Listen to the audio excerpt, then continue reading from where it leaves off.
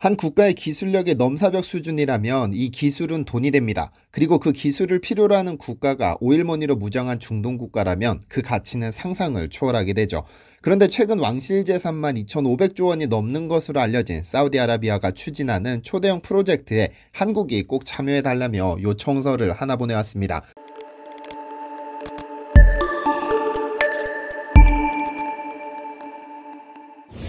안녕하세요, 디스멘터리입니다. 며칠 전 사우디아라비아는 한국에게 12조 원짜리 원자력 발전소를 건설하고 싶다며 그 입찰 계약에 한국이 꼭 참여해달라고 요청해 왔습니다. 보통 대규모 프로젝트에 아무나 입찰에 참여하면 발주사 입장에서도 부적합한 입찰자를 걸러내는데 많은 시간이 걸리기 마련이고, 또한 이것이 국가가 발주하는 사업이라면 괜히 입찰 과정에서 외교관계상 껄끄러운 일이 생기기 마련입니다. 이에 사우디아라비아는 아예 입찰에 참여할 국가를 정해서 참여 요청서를 보냈는데 한국과 프랑스, 중국, 러시아 4개국으로 알려졌습니다. 사우디아라비아는 자국에서 필요한 전기 생산에 보물 같은 원유를 사용하기보다는 아예 가성비 높은 원자력 발전소를 건설해 충당하기로 했는데, 사우디 외곽 지역에 1.4기가와트 원전 2기를 건설할 계획으로 알려졌는데요. 현재 경쟁국으로 떠오른 국가 중 러시아의 경우 우크라이나 사태로 국제적인 신뢰도가 하락한 상황에서 사우디가 국제적인 여론을 무시하고 러시아를 선택할 가능성은 낮아 보이고, 이제 프랑스와 중국이 남았는데 한국이 가진 원전 기술력과 가격 경쟁력이 세계 최고 수준임을 감안했을 때 수주 가능성이 상당히 높은 상황입니다. 그런데 변수는 미국입니다. 사우디가 2018년 최초 원전 건설 의사를 타진할 때는 미국을 포함시켰으나 이번 입찰 참여 요청서는 발송하지 않은 것으로 알려졌고, 이 미국의 태도에 따라 한국이 수주할 가능성이 높습니다.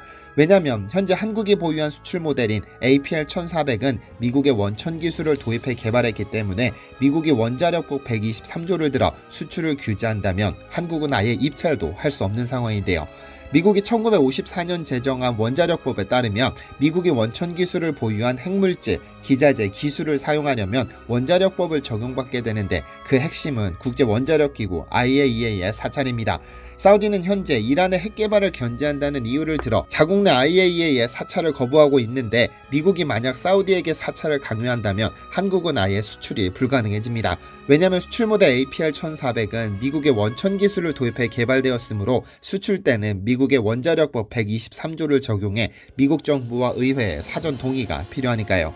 그럼 왜 사우디는 한국을 콕 집어 입찰에 참여해달라고 요청한 것일까요? 그 배경에는 아랍에미레이트에서 가동 중인 바라카 원전이 자리하고 있습니다. 2009년 12월 한국은 UAE로부터 총 4기의 원전을 22조 원에 수주했는데, 2012년 7월 착공해 현재 2호기가 상업운전을 시작했습니다. UAE 원자력공사는 지난 3월 24일 바라카 원전 2호기가 상업운전을 시작했다면서 탄소 배출 없는 1400메가와트급 전력이 국가 전력망에 추가됐다고 발표했는데요. 이로써 UAE에서는 1호기와 2호기가 전부 상업 가동되면서 원전 발전량이 2800메가와트로 늘게 됐습니다. 현재 3호기는 2021년 건설 완료 후 운영 허가 승인을 기다리고 있고, 4호기는 올해 말 고온기능 시험을 거친 후 절차에 따라 상업운전을 시작하게 됩니다. 그리고 이 성공을 옆에서 지켜본 사우디는 군침을 흘리기 충분한 상황이죠. 한편 한국은 현재 APR-1400이라는 원전 수출 모델을 보유하고 있습니다. 이 모델은 한국의 주력 원전 모델인 OPR-1000을 개량한 것으로 1992년 12월부터 개발이 시작됐습니다. 다만 당시 한국에는 원천 기술이 부족해 미국의 컨버스천 엔지니어링으로부터 원천 기술을 도입해 개발에 성공했습니다. 이 모델은 2006년 8월 신고리 3, 4호기에 처음 적용된 후 신한울 1, 2호기, 신고리 5, 6호기, 신한울 3, 4호기까지 총 8기에 적용되었습니다. 그러다 2012년 한국이 원자로 냉각 펌프 등 기술력을 추가로 확보하면서 기술 자립에 성공했고, 이제 미국 도움 없이 독자적인 원전 건설이 가능해졌습니다. 다만 원천 기술이 미국에 있어 수출하려면 미국법에 적용을 받는 것입니다. 원자력 발전소는 확실한 성능을 보장하지만 체르노빌이나 후쿠시마 사건에서 할 수 있듯이 안전성이 확보되지 않으며 무용지물입니다. 오히려 지구의 악과 같은 존재가 되죠. 그런 의미에서 보자면 APR-1400은 안전성이 최고의 무기로 꼽힙니다. 왜 그런 것일까요? 사실 UAE의 바라카 원전을 수주한 2009년 12월 27일은 한국에게 있어서 기념비적인 날입니다. 7개월간의 수주전 끝에 세계 최고 원전 강국으로 꼽히는 프랑스와 미국을 누르고 APR-1400으로 원전을 수주했으니까요. 1950년대부터 한국은 원자력 발전의 뜻을 두고 지속적으로 개발해왔는데, 기술 자립이 이루어지지 않아 한국 최초의 원전 역시 미국으로부터 도입해 운영했습니다. 1980년대부터 원자력을 주 발전 에너지원으로 채택한 한국은 우선 기자재 국산화를 추진했고 영광 3, 4호기를 모태로 한국 표준형 원전 OPR-1000을 개발했고 동시에 안전성을 크게 증가시킨 APR-1400 개발을 시작했습니다. 1992년 국가 선도 기술 개발 사업 G7 프로젝트로 선정된 후 2001년까지 개발 인력 2,300명, 2,340억 원의 연구비를 투입했습니다. 이렇게 개발된 원전은 안전성 심사를 거쳐 2002년 5월 표준 설계 인가를 획득한 후 2017년부터 본격적으로 해외 인증을 시작했죠. 2017년 11월 유럽사업자협회는 이 모델의 유럽 사업자 요건을 인증해줬고 2019년 8월에는 미국 원자력규제위원회로부터 설계 인증을 취득했습니다.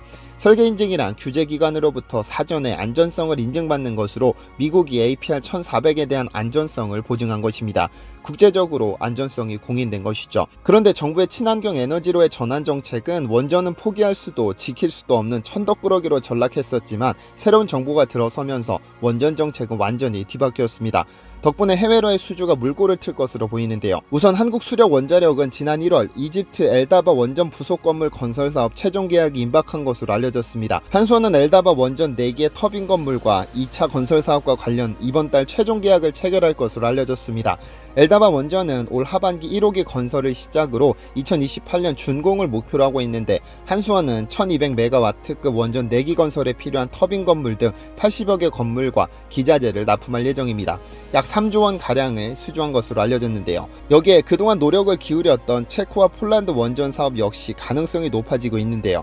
폴란드의 신규 원전은 앞서 미국 웨스팅하우스의 수주가 유력했지만 최근 판도를 뒤집기 위해 총력전을 펼치고 있습니다. 이에 한수원은 폴란드의 건설 사업의 약 50%에 해당하는 투자자 지분을 보유할 의향이 있다고 밝히기도 했는데요. 동유럽 원전은 자금 조달 능력이 수주의 성패를 가르는데 새 정부의 원전 대책으로 볼 때 자금 조달 능력이 대폭 강화될 것이라는 예측이 나옵니다. 12조 원짜리 사우디 원전은 미국의 입장이 가장 큰 영향을 미칠 것으로 보입니다. 긍정적인 것은 한국과 미국 정상은 지난달 중국과 러시아로부터 세계 원전 시장을 되찾기 위한 신기술 개발과 수출 시장 공동 진출을 합의한 상황입니다. 미국이 이 합의를 기초로 규제를 완화하고 한국에게 길을 열어준다면 한국이 가장 유리한 고지를 점하게 되는 것은 기정사실입니다. 여기에 새로운 정부가 들어서며 원전 최강국 도약을 110개 국정과제 중 3번째로 선정할 만큼 의욕이 높은 상황인데 이러한 국내 정치 및 외교가 톱니바퀴처럼 맞아떨어져 먹거리 산업을 키워야겠습니다. 디시멘터리에서는 여러분의 제보를 기다립니다. 제 채널에서 다뤘으면 좋겠는 뉴스 또는 널리 알려졌으면 하는 영상은 디시멘터리 네이버.com으로 보내주시면 소중히 제작하겠습니다. 시청해주셔서 감사합니다.